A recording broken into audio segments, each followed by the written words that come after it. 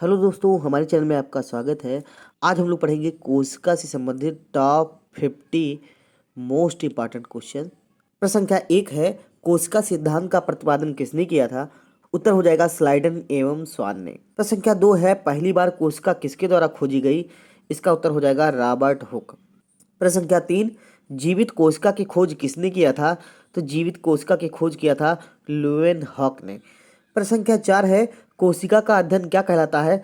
तो कोशिका का अध्ययन कहलाता है साइटोलॉजी। प्रश्न संख्या 5 है, माइटोकॉन्ड्रिया की खोज किसने किया? तो माइटोकॉन्ड्रिया की खोज किया था आल्टमैन ने।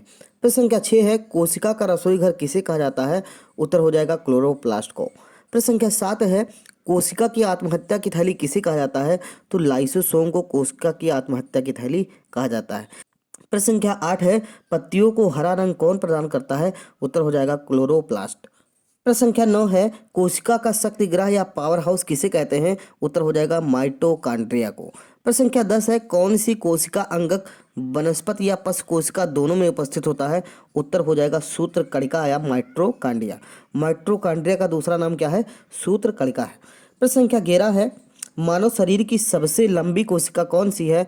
उत्तर हो जाएगा तंत्रिका कोशिका, जिसे हम न्यूरॉन बोलते हैं। प्रश्न संख्या 12 है, मानव शरीर की सबसे बड़ी कोशिका का क्या नाम है? उत्तर हो जाएगा अंड कोशिका या डिंब कोशिका। प्रश्न संख्या 13 है, जंतु कोशिका झिल्ली किससे बनी होती है?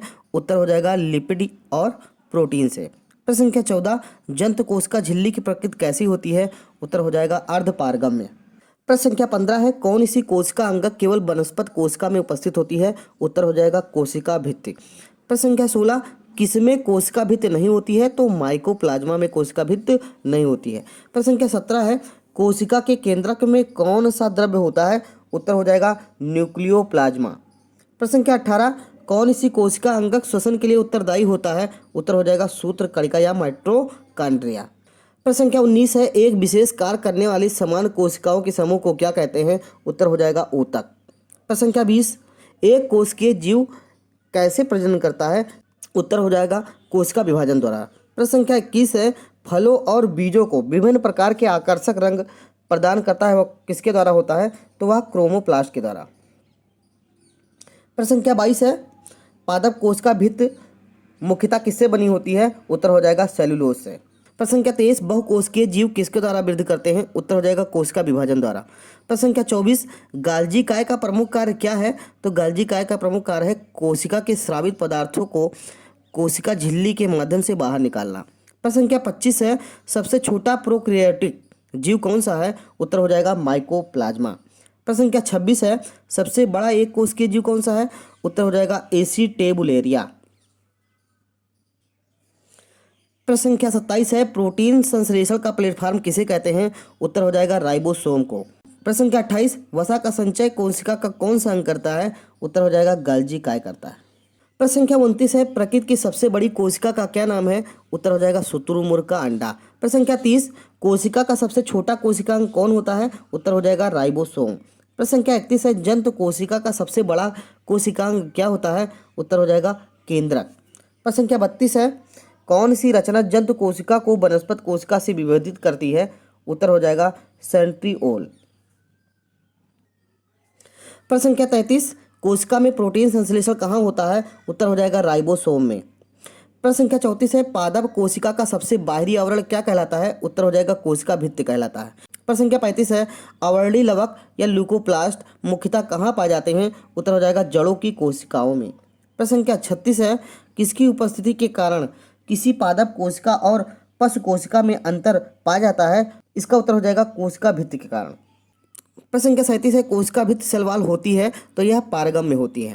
प्रश्न संख्या 38 है, माइटोकॉन्ड्रिया का भीतरी वलय क्या कहलाता है? उत्तर हो जाएगा क्रिस्टी कहलाता है। प्रश्न संख्या 39 है, कोशिका द्रव्य और केंद्रक द्रव्य मिलाने पर क्या बनता है?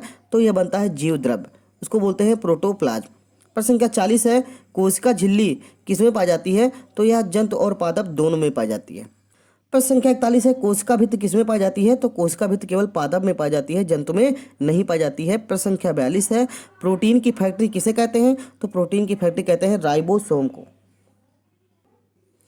प्रश्न संख्या 43 है, कोशिका का श्वसन स्थल कौन सा है? उत्तर हो जाएगा माइटोकॉन्ड्रिया। प्रश्न संख्या 44 है, कोशिका में दोहरी झिल्ली युक्त कौन होता है? उत्तर हो जाएगा माइटोकॉन्ड्रिया होता है। प्रश्न संख्या 45 है, कोशिकांग का कोशिकांग किसे कहा जाता है? तो उत्तर हो जाएगा राइबोसोम को कोशिकांग का कोशिकांग कहा जाता है।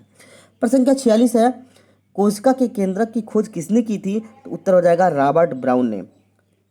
प्रश्न संख्या 47 है, कोशिका केंद्रक में कौन सी प्रोटीन होती है? उत्तर हो जाएगा हिस्टोन। प्रश्न संख्या 48, कोशिका का यातायात प्रबंधक किसे कहा जाता है? तो यह कहा जाता है गाल्जी काय को। प्रश्न संख्या 49 है, तारक काय केवल कहाँ पाया जाता है? जिसको सेंट्रोसोम बोलते हैं, तो यह जंतु कोशिका में पाया जाता है। प्रश्न संख्या 50 है, लवक प्लास्टिड केवल कहाँ पाया जाता है? तो यह केवल पादप कोशिका में पाया जाता है।